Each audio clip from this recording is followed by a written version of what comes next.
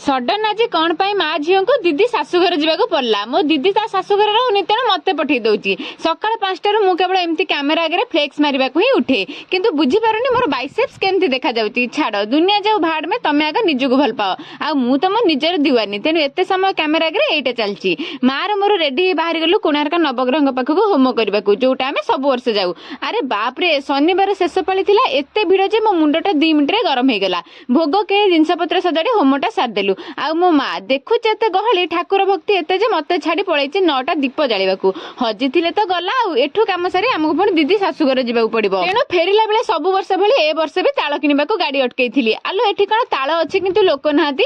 अरे हे लोक जेमती भिड़ मु बा 5 मिनिट बसथिले बेपार कर दैथांती। अपेक्षा करी करी निराश हे किना किनी पई आस्थिलु। माँ को सेठी खाइबा दे दे बैग सजाड़ देली। आउ से आनंद बाजार पाखरे जगन्नाथ मंदिरटा अछि, सेठी पूजा पूजी सारी गोटे ग्लास ठंडा पानी पी बुला बुली करी बाहर पड़लु। मो माँ जाइछि माने सब मंदिर रे टिके टिके मुह न मारले हबनी। दीदी शाशुघर कौन हैला सेटा नेक्स्ट वीडियो रे देखेबी। आउ आज टाइम थिले सिना। आउ किए सब काई नवग्रह पाखु जाइथिलो कमेंट रे जणै दियो।